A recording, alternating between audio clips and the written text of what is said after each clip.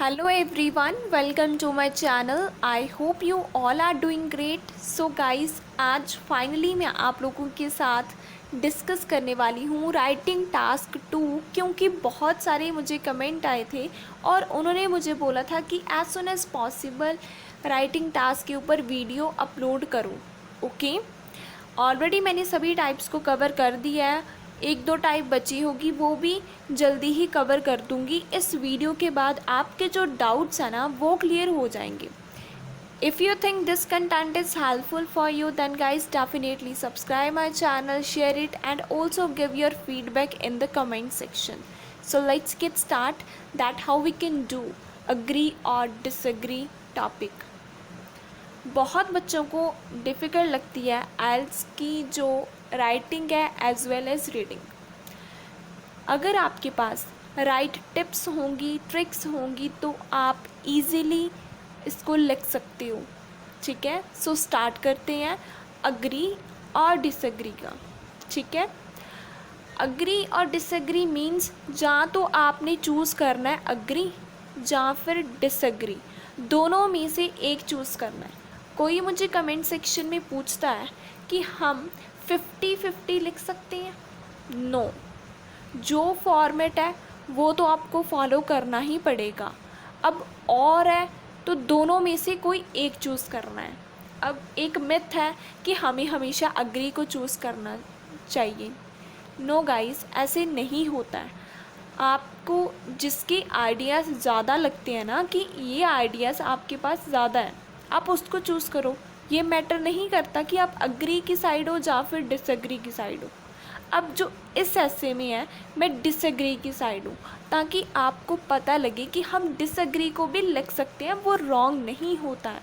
ठीक है, अब दोनों में से हमने एक को चूज़ करना है। वो आपके विश है कि आप अग्री साइड जाओ या फिर आप डिसएग्री साइड जाओ।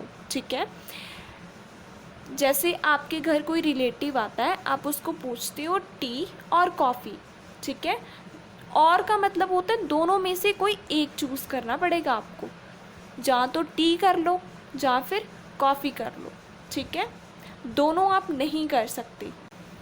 ठीक है, या तो 100% अग्री हो जाओ या फिर 100% डिसएग्री हो जाओ, ये आपके ऊपर डिपेंड करता है। ठीक है, 50-50 नहीं होना है। अगर हम बात करें टिप्स एंड ट्रिक्स की, तो सबसे पहली जो मेरी स्ट्रैटेजी है आपको पता ही है, वो है प्लानिंग।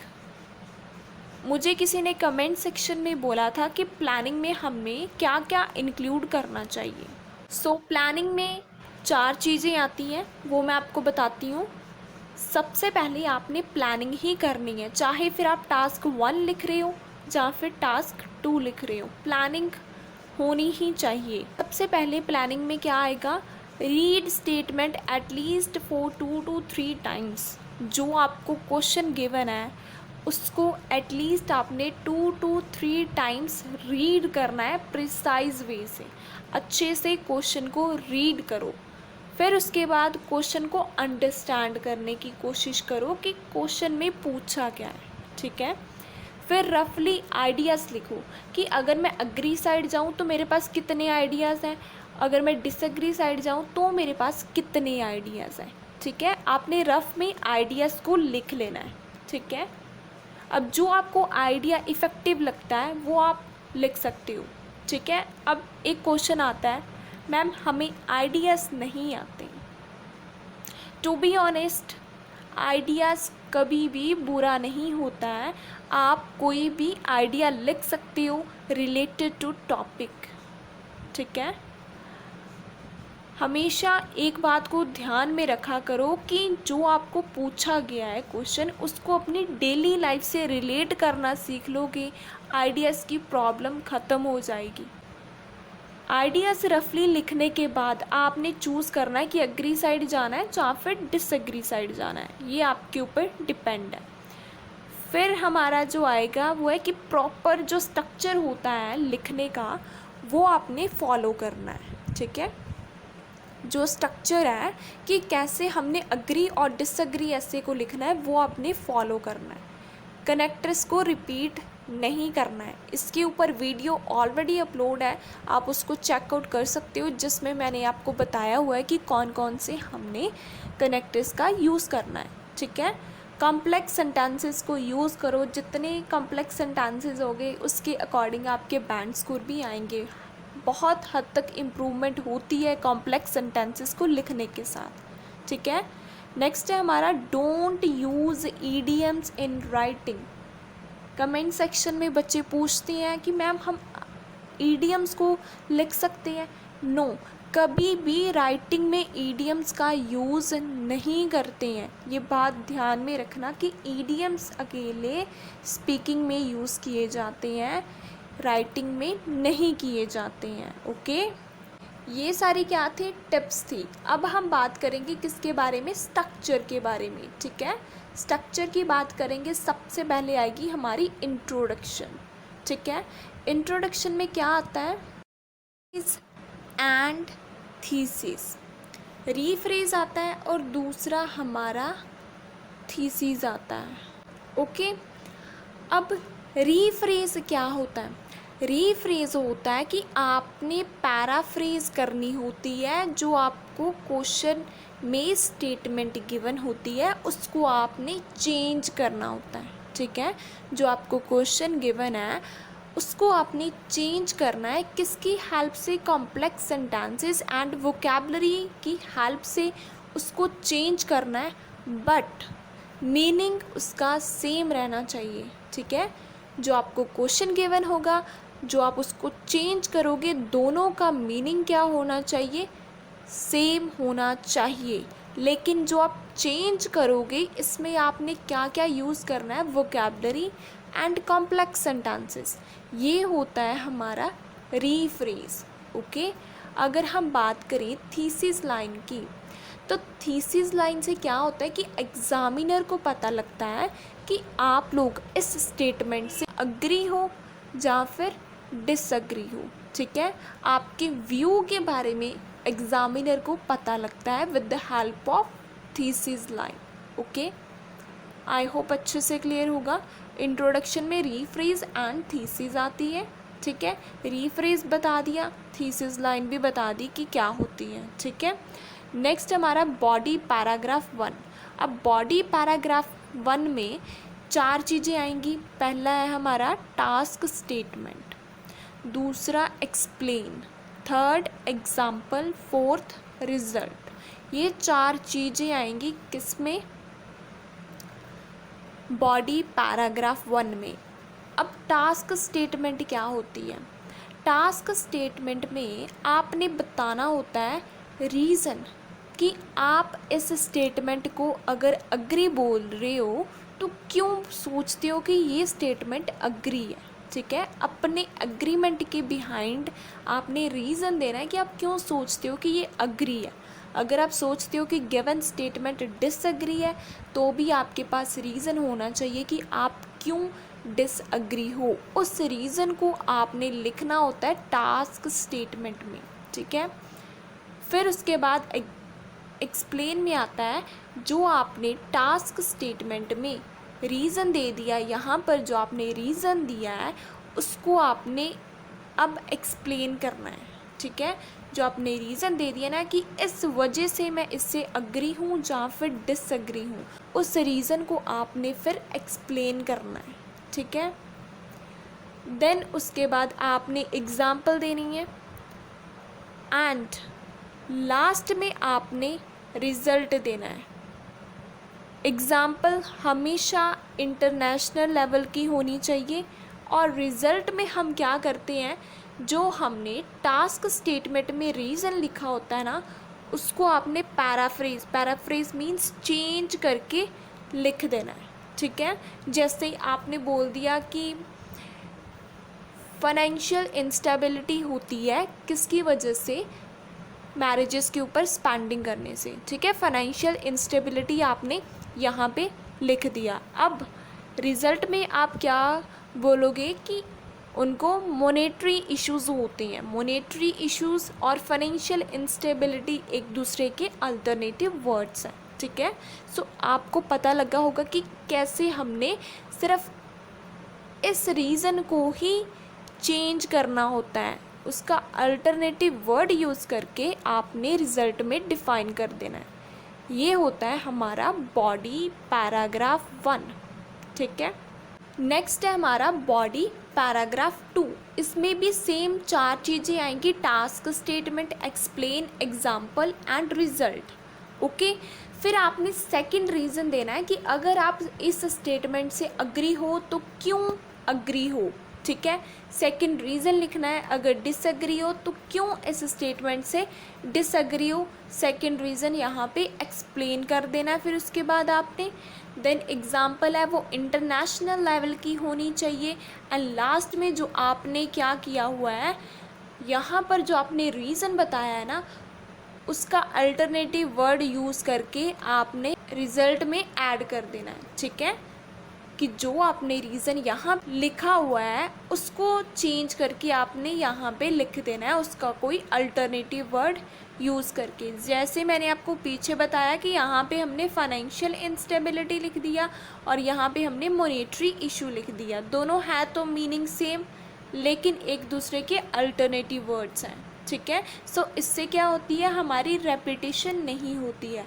जितनी कम रेपिटेशन होगी वो आप लोगों के लिए ही बेनिफिशियल होगा। And one most important thing कि वोकैबलरी हमेशा एवरेज लेवल की यूज़ करना, कभी भी हाईटेक वोकैबलरी यूज़ मत करना। अगर करोगे तो बैंड्स को डिडक्ट होएंगे आप लोगों की। ओके, लास्ट में अब हमारा बचता है कंक्लूज़न। कंक्लूज़न में क्या करना होता है, जो आपने रीज़न BP2 में बोला हुआ है, टास्क स्टेटमेंट में जो आपने रीज़न लिखा है वो, और जो टास्क 1 में आपने रीज़न बोला हुआ है, जैसे आपने यहाँ पे रीज़न दिया था टास्क स्टेटमेंट में, ठीक है, कि फाइनेंशियल इंस्टेबिलिटी होती है। ठीक है, यही आप बोल के आए थे हम पीछे। ठीक है, कि फाइनेंशियल इंस्टेबिलिटी होती है मैरिजेस के ऊपर स्पेंडिंग करने से। सो इस फाइनेंशियल इंस्टेबिलिटी को उठाकर आपने कंक्लूज़न में ऐड कर देना है। ठीक है, कि फाइनेंशियल इंस्टेबिलिटी होती है, और दूसरा रीज़न जो आप यहाँ पे एक्सप्लेन करोगे उसको भी उठाकर आपने सीधा यहाँ पे ऐड कर देना है। ये है कंक्लूज़न। कंक्लूज़न बहुत ही ज़्यादा इजी होता है। जस्ट रीज़न को उठाकर दोनों बीपीस के आपने कंक्लूज़न में ऐड कर देने हैं। जो टास्क स्टेटमेंट में आप रीज़न लिख कर आए हो वही रीज़न उठाकर आप लोगों ने यहाँ पे ऐड कर देना है। ये होती है हमारी कंक्लूज़न। ओके, आई होप आपको अच्छे से क्लियर हुआ हो स्ट्रक्चर। अब हम बात करते हैं आज का जो हमारा क्वेश्चन है। ठीक है, सो गाइस, आज का जो हमारा क्वेश्चन है वो अग्री और डिसएग्री का ही है। ठीक है, मैंने आपको बता दी, टिप्स एंड ट्रिक्स बता दी आपको। ठीक है, स्ट्रक्चर क्लियर कर दिया। अब हम क्वेश्चन को रीड करते हैं। ये जो क्वेश्चन है एग्ज़ाम लेवल का है, एग्ज़ाम में काफ़ी बार आ चुका है, सो अच्छे से देखना, डाउट्स क्लियर हो जाएंगे। ठीक है, क्वेश्चन में क्या गिवन है, कुकिंग फूड एट होम, घर पर खाना बनाना is a waste of time, time waste है। घर पर खाना बनाना टाइम वेस्ट है, ये हमें गिवन है। देन क्या उन्होंने बोला, fast food restaurant help in living a modern and less stressful life. उन्होंने क्या बोला कि घर पर खाना बनाना यूज़लेस है। ठीक है, जो हमारे रेस्टोरेंट्स होते हैं जो फास्ट फूड की सप्लाई करते हैं वो हमें हेल्प करते हैं एक मॉडर्न और स्ट्रेसफुल लाइफ जीने में। ठीक है, घर पे खाना बनाना अच्छी बात नहीं है, जो रेस्टोरेंट्स हैं वो अच्छे हैं, उनका मेन मोटिव ये कहना है। ठीक है, कि घर पे अगर हम खाना बनाते हैं तो वो सारा टाइम वेस्ट ही होता है। ठीक है, लेकिन जो हमारे रेस्टोरेंट्स हैं वो हमारी बहुत ही ज़्यादा हेल्प करते हैं, हमें स्ट्रेस इतना ज़्यादा नहीं होता खाने बनाने का, क्योंकि हम रेस्टोरेंट से खाना खा लेते हैं। ठीक है, क्वेश्चन क्या है, डू यू अग्री और डिसअग्री विद द स्टेटमेंट। क्या आप लोग सोचते हो कि घर पे खाना बनाना टाइम वेस्ट है और जो हमारे रेस्टोरेंट्स हैं वो अच्छे हैं? क्या आप ये सोचते हो? ठीक है, कि रेस्टोरेंट अच्छी हैं और घर पर खाना वेस्ट ऑफ टाइम है। अगर आप लोग सोचते हो कि घर पे खाना बनाना टाइम वेस्ट है तो आप अग्री साइड जाओ, ठीक है। बट आपके पास रीज़न होनी चाहिए कि अगर आप सोचते हो कि घर पर खाना बनाना वेस्ट ऑफ टाइम है तो कैसे, वो आपको बताना पड़ेगा, ठीक है। 2 रीज़न्स आपको इसके देने पड़ेंगे। अगर आप सोचते हो कि घर पर खाना बनाना अच्छी बात है, वेस्ट ऑफ टाइम नहीं है, तो आप डिसएग्री को चूज़ करोगे, ठीक है। अच्छे से क्लियर हुआ कि अगर आप लोग सोचते हो कि घर पे खाना बनाना अच्छी बात नहीं है तो आप अग्री साइड जाओ। अगर आप बोलते हो कि घर पर खाना बनाना बेस्ट है तो आप डिसएग्री साइड जाओ। बट आपके पास रीज़न्स होनी चाहिए। जो हमारा इतना पोर्शन होता है इसको हम करते हैं रीफ्रेज, इस चीज़ को रीफ्रेज करते हैं, ठीक है। और ये जो आपसे क्वेश्चन पूछा होता है ना, इसकी थीसिस लाइन बनती है, क्योंकि इसी में ही आपको बोला है कि आप इससे अग्री हो या फिर डिसएग्री हो। तो थीसिस में ही आपने बताना होता है कि मैं इससे अग्री कर रही हूँ या फिर डिसएग्री कर रही हूँ, ठीक है। और इसको आपने चेंज करना होता है, ठीक है, with the help of vocabulary and complex sentences. Okay, so अब हम लोग स्टार्ट करते हैं। जैसे मैंने आपको स्ट्रक्चर बताया था वही यूज़ करके आपको बताऊंगी।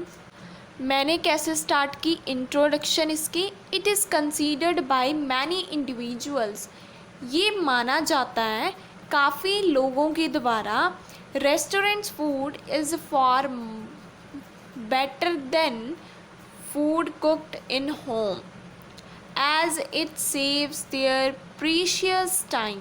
अब देखो इसमें मैंने क्या बोला कि ये माना जाता है काफ़ी लोगों के द्वारा कि जो रेस्टोरेंट का फूड होता है वो बहुत अच्छा होता है, किसके कंपैरिजन, घर पे खाना बनाने के कंपैरिजन।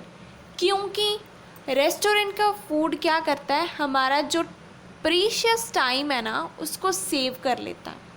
फिर से रिपीट करती हूँ, क्वेश्चन था कि घर पे खाना बनाना वेस्ट ऑफ टाइम है, रेस्टोरेंट सबसे अच्छे होते हैं। तो मैंने इसको कैसे रीफ्रेज किया कि ये माना जाता है काफ़ी लोगों के द्वारा कि जो रेस्टोरेंट फूड होता है वो बहुत अच्छा होता है घर पे खाना बनाने के कंपैरिजन, क्योंकि ये हमारा टाइम सेव करता है। कौन करता है टाइम सेव? रेस्टोरेंट का फूड। ओके, सो ये हो गई हमारी रीफ्रेज, इसको मैंने चेंज करके लिखा है। अब जिनकी रिक्वायरमेंट ज़्यादा है वो इसको प्रेफर ज़रूर कीजिएगा, और जिसकी प्रेफरेंस कम है, ठीक है, जिनकी नीड कम है बैंड स्कोर की, सो उनको मैं सजेस्ट करूँगी कि आप 1 by 1 वर्ड्स को नीचे उतारो बट विद वोकैबुलरी वर्ड्स, ठीक है। वोकैबुलरी वर्ड्स का यूज़ करके आप इसको नीचे उतारो अगर आपको और सेंटेंसेस को ऐड करना नहीं आता है, ठीक है।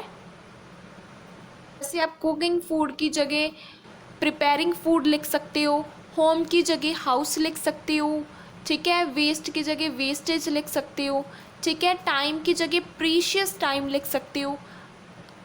जिनकी रिक्वायरमेंट कम है वो ऐसे कर सकते हैं, ठीक है। बट जिनकी रिक्वायरमेंट हाई है सो उनको ऐसे लिखना पड़ेगा, ठीक है।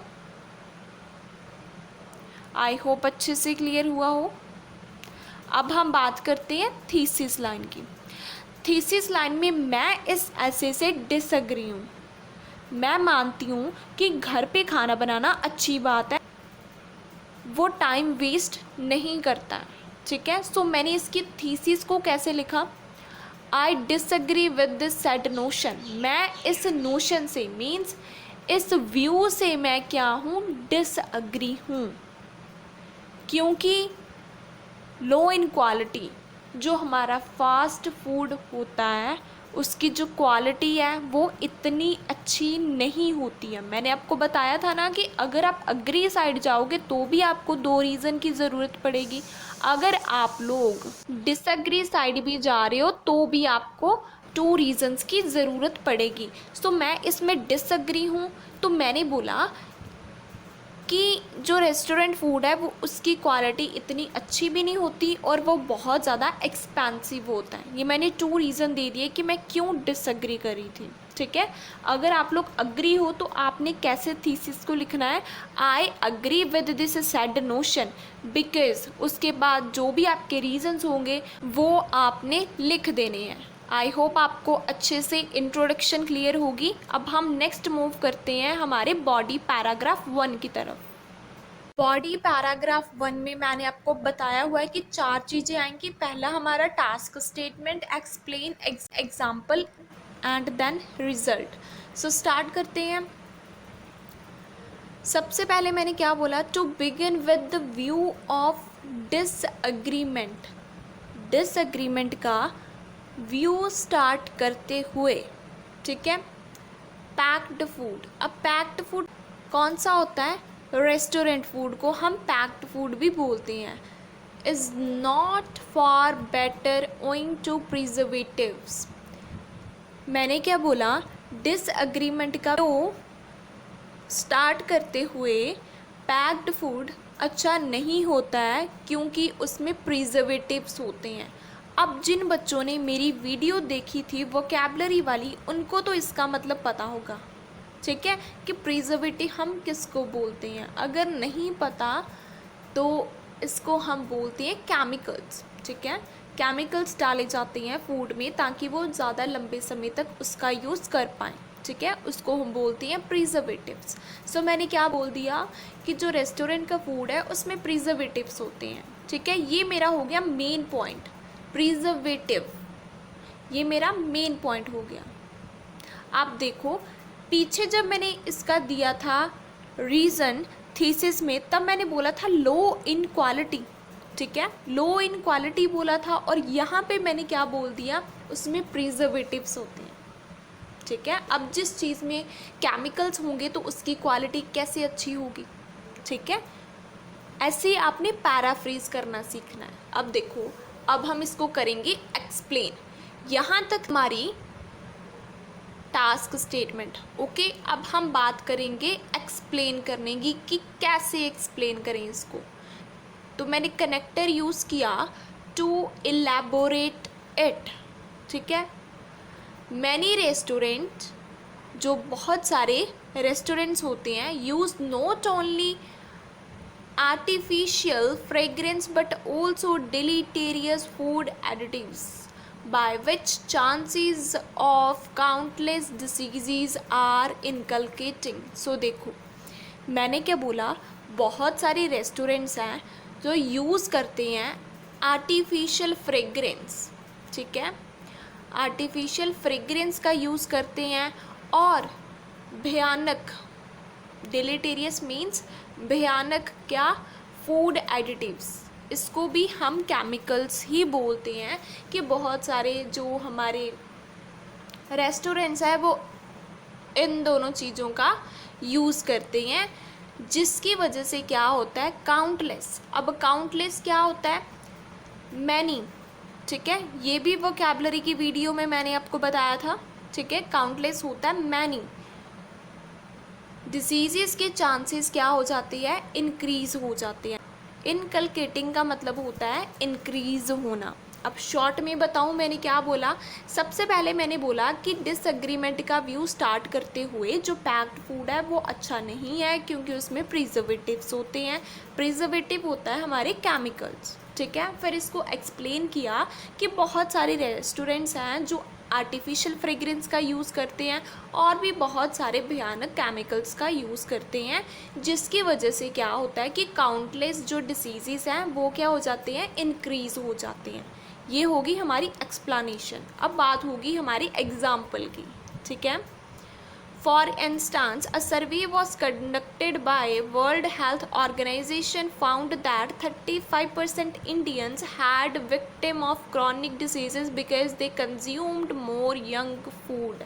मैंने क्या बोला, फॉर इंस्टांस का कनेक्टर यूज़ किया, जिसमें मैंने बोला कि सर्वे कंडक्ट किया गया था वर्ल्ड हेल्थ ऑर्गेनाइजेशन के द्वारा, जिसमें उन्होंने फाउंड किया कि 35% इंडियंस हैं वो शिकार हो चुके हैं, विक्टिम होता है, शिकार हो चुके हैं क्रोनिक डिसीज़ के। क्रोनिक मतलब भयानक डिसीज़ के वो शिकार हो चुके हैं क्योंकि उन्होंने बहुत ज़्यादा जंक फूड कंज्यूम किया था। ओके, अब रिज़ल्ट की बात करते हैं। रिज़ल्ट के लिए मैंने यूज़ किया डज का। It proves that home food neither indulge chemicals और nor put devastating impacts on health.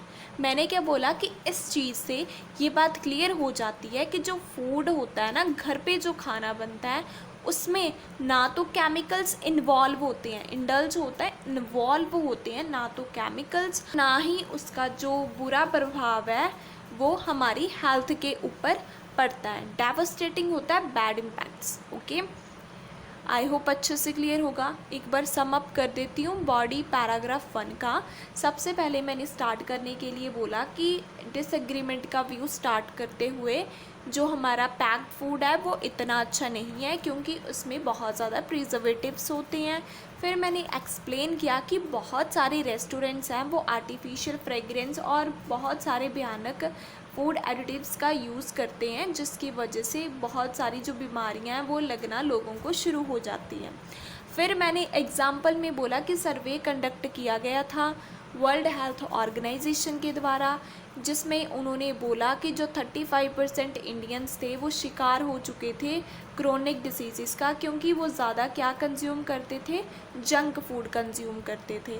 तो रिज़ल्ट में मैंने क्या बोल दिया कि जो होम कुक्ड फूड है उसमें कोई केमिकल्स नहीं होते और इसका कोई भी बुरा प्रभाव हमारी हेल्थ के ऊपर नहीं पड़ता है। ये है हमारा बॉडी पैराग्राफ 1। ठीक है, ये मैंने जो एग्ज़ाम्पल है इसमें कोई भी रियलिटी नहीं है, जस्ट एक इमेजिनेशन को मैंने यूज़ करके लिखी है। ठीक है, बट इंटरनेशनल लेवल की लिखी है वो ज़्यादा प्रोमिनेंट है, रियल भी लग रही है। ठीक है, 35% भी मैंने ऐसे पिक कर लिया, ये कोई भी एग्जैक्ट अमाउंट नहीं है। अब हम स्टार्ट करते हैं बॉडी पैराग्राफ 2 को, कि बॉडी पैराग्राफ 2 को हम कैसे लिख सकते हैं। आई होप बॉडी पैराग्राफ 1 आपको अच्छे से क्लियर होगा। 4 चीज़ें बिल्कुल मैंने लिखी हैं, आप लोग यहाँ पे देख भी सकते हो। सबसे पहले इतनी मैंने लिखी थी हमारी टास्क स्टेटमेंट, देन इसके बाद मैंने ये पूरा कर दिया इसको एक्सप्लेन, फिर उसके बाद ये मैंने एग्जाम्पल को ऐड किया और फिर ये मैंने रिज़ल्ट दे दिया। ठीक है, ये सबसे इम्पॉर्टेंट होता है। इसके जो आइडियाज़ हैं और जो वोकैबुलरी है वो इतनी ज़्यादा हाईटेक भी नहीं है और हमारी पर्सनल लाइफ से रिलेटेड भी है। ठीक है, अगर हम जंक फूड कंज्यूम करते रहेंगे तो उससे क्या क्या चीज़ें होंगी वही मैंने लिखी है कि डिजीज़ के चांसेस बढ़ सकते हैं। ठीक है, फिर जस्ट उसको ऑर्गेनाइज करने का वे अगर आपको आ जाता है ना तो आप इजीली आइल्स राइटिंग टास्क 2 क्रैक कर सकते हो। जस्ट प्रेजेंटेशन है वो ज़्यादा मैटर करती है, आइडियाज़ बुरे नहीं होते हैं, जस्ट प्रेजेंटेशन स्किल की हमें ज़रूरत पड़ती है। जो बच्चा उसको अच्छे से प्रेजेंट कर देता है उसके अच्छे बैंड आ जाते हैं और जिसको प्रेजेंटेशन करनी नहीं आती उसके बैंड कम रह जाते हैं।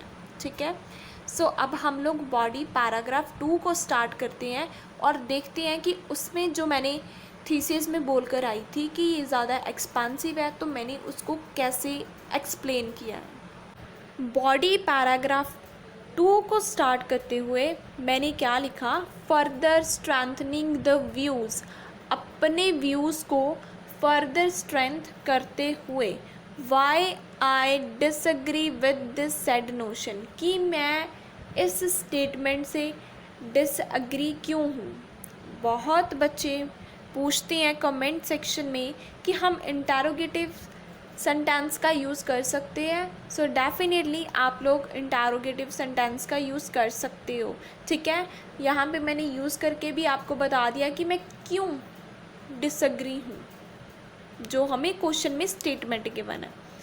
फिर मैंने क्या बोला, द प्रोमिनेंट वन, जो मेन रीज़न है वो क्या है, unhealthy food is exorbitant in price. जो अनहेल्दी फूड है, अब अनहेल्दी फूड मैंने किसको बोला है, फास्ट फूड को। ठीक है, वो एग्जॉर्बिटेंट इन प्राइस मीन्स बहुत ज़्यादा महंगा है, एक्सपेंसिव है। वहाँ पे मैंने एक्सपेंसिव यूज़ किया था, यहाँ पे मैंने एग्जॉर्बिटेंट इन प्राइस यूज़ कर लिया। बहुत माइल्ड वोकैबुलरी है बट फ्रूटफुल है। ठीक है, ये हमारी क्या होगी, टास्क स्टेटमेंट। इसमें मैंने क्या बोला कि अपने व्यूज़ को फर्दर स्ट्रेंथ करते हुए कि मैं क्यों इस स्टेटमेंट से डिसएग्री हूँ, उसके पीछे जो मेन रीज़न है वो ये है कि जो अनहेल्दी फूड है वो बहुत ही ज़्यादा एग्जॉर्बिटेंट इन प्राइस है, मीन्स महंगा है। अब इसकी एक्सप्लेनेशन देखते हैं। इन अदर वर्ड्स का यूज़ किया, although junk food save their time yet it will put grave repercussion on financial stability instead of working as bone which leads to numerous troubles। मैंने क्या बोला, दूसरे शब्दों में अगर मैं बोलूँ, चाहे जंक फूड उनका जो टाइम है वो सेव कर लेता है। ठीक है, चाहे जंक फूड उनका टाइम सेव कर लेता है, लेकिन फिर भी इसका जो बुरा प्रभाव है, ग्रेव रिपरकशन होता है, बैड इम्पैक्ट्स हैं, वो किसके ऊपर पड़ती हैं, फाइनेंशियल स्टेबिलिटी के ऊपर पड़ती हैं। फाइनेंशियल स्टेबिलिटी मीन्स पैसे के ऊपर पड़ते हैं। ठीक है, मैंने क्या बोला कि चाहे उनका टाइम सेव होता है जंक फूड को खाने से, लेकिन उसका जो बुरा इम्पैक्ट है वो किसके ऊपर पड़ता है, उनके मनी के ऊपर पड़ता है। ठीक है, instead of working as a boon which leads to numerous trouble, वो उनके लिए वरदान की तरह काम नहीं करता है। ठीक है, जिसकी वजह से क्या होता है कि बहुत सारी उनको ट्रबल्स हैं वो फेस करनी पड़ती है, क्योंकि इसका जो बुरा प्रभाव है उनकी मनी के ऊपर पड़ता है, फाइनेंशियल स्टेबिलिटी के ऊपर पड़ता है। ठीक है, फिर से एक बार शॉर्ट में बोलती हूँ कि जो जंक फूड है उनका टाइम सेव तो करता है, लेकिन इसका जो बुरा प्रभाव है वो किसके ऊपर पड़ता है, उनकी मनी के ऊपर पड़ता है। ये उनके लिए वरदान की तरह काम नहीं करता है, क्योंकि शॉर्टेज ऑफ मनी की वजह से बहुत ज़्यादा ट्रबल्स हैं वो इनकलकेट हो जाती हैं। अब न्यूमरस होता है, बहुत सारी ट्रबल्स होती हैं, प्रॉब्लम्स। ओके, नेक्स्ट हमने बात की एग्ज़ाम्पल की। ठीक है, एग्ज़ाम्पल में हमने क्या बोला, it was a headline in the renowned newspaper. Headline थी, रिनाउंड मीन्स फेमस न्यूज़पेपर में, विच रिवील्ड दैट, जिन्होंने क्या रिवील किया, 10 में से जो 7 लोग थे, मासिस होती हैं, लोग थे, were suffered from monetary crisis just because of expensive in nature. मैंने बोला कि फेमस न्यूज़पेपर में ये हेडलाइन थी जिसने बताया 10 में से जो हमारे 7 लोग थे ना, वो फाइनेंशियल प्रॉब्लम फेस कर रहे थे, क्योंकि जो उनका फास्ट फूड था वो एक्सपेंसिव इन नेचर था, मींस एक्सपेंसिव था। उसकी वजह से उनको क्या प्रॉब्लम फेस होना शुरू हो गई, मॉनेटरी होती है फाइनेंशियल क्राइसिस। ठीक है, पैसे से रिलेटेड उनको प्रॉब्लम क्रिएट होना शुरू हो गई 10 में से 7 लोगों को। ठीक है, ये भी बिल्कुल फेक एग्जाम्पल है बट इंटरनेशनल लेवल की मैंने डाली है। नेक्स्ट है रिज़ल्ट के लिए मैंने क्या लिखा, देयरफॉर। पीछे मैंने 10 लिखा था, यहाँ पे मैंने देयरफॉर का यूज़ किया। ये क्लियर हो जाता है कि preparing cuisines at home is fruitful for people as compare to fatty food. मैंने क्या बोला कि ये बात क्लियर हो जाती है कि cuisines मीन्स स्पेशल डिशेस को घर पर बनाना फ्रूटफुल है, मीन्स बेनिफिशियल है लोगों के लिए। किसके कंपैरिजन, फैटी फूड के कंपैरिजन घर पे खाना बनाना ज़्यादा अच्छा है। Fatty food means junk food. ठीक है, जंक फूड के कंपैरिजन घर पे खाना बनाना ज़्यादा अच्छा है। ये हो गया हमारा रिज़ल्ट। एक बार सम अप कर देती हूँ बॉडी पैराग्राफ 2 को। सबसे पहले मैंने क्या बोला कि अपने व्यू को फर्दर स्ट्रेंथ करते हुए कि मैं क्यों इसे डिसएग्री हूँ। पहला रीज़न है कि ये एग्जॉर्बिटेंट इन प्राइस है, मीन्स महंगा है। फिर मैंने एक्सप्लेन करने के लिए बोला कि चाहे ये टाइम सेव करता हो, लेकिन इसका जो बैड इम्पैक्ट है वो किसके ऊपर पड़ता है, लोगों की फाइनेंशियल कंडीशन के ऊपर पड़ता है। ये उनके लिए वरदान की तरह काम नहीं करता है। शॉर्टेज ऑफ मनी की वजह से काफ़ी उनको प्रॉब्लम फेस करनी पड़ती है। एग्जाम्पल के लिए मैंने बोला कि फेमस न्यूज़पेपर में हेडलाइन थी और उन्होंने रिवील किया कि 10 में से जो 7 लोग हैं वो सफ़र कर रहे हैं फाइनेंशियल क्राइसिस का, क्योंकि ये जो हमारा फास्ट फूड है वो क्या है, एक्सपेंसिव इन नेचर है। ठीक है, आई होप अच्छे से क्लियर होगा। रिज़ल्ट के लिए मैंने बोल दिया कि घर पे खाना बनाना वो ज़्यादा बेनिफिशियल है किसके कंपैरिजन, फैटी फूड के comparison. Fatty food means junk food के कंपैरिजन। नेक्स्ट है हमारी कंक्लूज़न। कंक्लूज़न में मैंने आपको बताया था जो हमने BP1 एंड BP2 में जो हमने रीज़न लिखे हैं टास्क स्टेटमेंट में, उनको उठाकर हमने जस्ट कंक्लूज़न में ऐड करना है। सो देखो मैंने कैसे लिखा, cooking food at home is not waste of time. घर पे खाना बनाना टाइम वेस्ट नहीं है, क्योंकि it's superior calibre along with not put profound bad impact on people's pocket. पहले में मैं किसकी बात करके आई थी कि लो इन क्वालिटी है। ठीक है, सो यहाँ पे मैंने क्या कर दिया कि जो घर का खाना है वो सुपीरियर क्वालिटी का है। ठीक है, और उसका कोई भी बैड इफ़ेक्ट हमारी पॉकेट पर नहीं पड़ता। अब पीपल्स पॉकेट का मतलब होता है लोगों की फाइनेंशियल कंडीशन के ऊपर भी बैड इफ़ेक्ट नहीं पड़ता है किसका, घर पे खाना बनाने का। ठीक है, पीछे भी हम यही बात करके आए थे फाइनेंशियल कंडीशन की और क्वालिटी की, और यहाँ पर भी हमने यही लिख दी बात कि घर पे खाना बनाना टाइम वेस्ट नहीं है, क्योंकि इसकी जो क्वालिटी है अच्छी होती है और फाइनेंशियल कंडीशन के ऊपर भी बैड इफ़ेक्ट नहीं डालता है। सो ये थी हमारी कंक्लूज़न। अब ये था हमारा एक प्रॉपर ऐसे। अब हम बात करते हैं वोकैबुलरी वर्ड जो मैंने इसमें यूज़ किए हुए हैं। वैसे तो मैंने ऑलरेडी वीडियो में ऐड अप किए हुए हैं, जो मैंने प्रीवियस वीडियो डाली थी वोकैबुलरी से रिलेटेड। जिन लोगों ने नहीं देखी है वो चेकआउट कर सकते हो, क्योंकि काफ़ी सारे वर्ड्स हैं मैंने उसमें आपके साथ डिस्कस किए हुए हैं। सो थोड़े वर्ड मैं यहाँ पे आपको एक्सप्लेन करना चाहती हूँ। सबसे पहला जो हमारा वर्ड है वो है प्रीशियस। प्रीशियस का मतलब होता है इम्पॉर्टेंट। एक्सपेंसिव का मतलब होता है कॉस्टली। एग्जॉर्बिटेंट भी आप इसके साथ लिख सकते हो, उसका मतलब भी होता है कॉस्टली।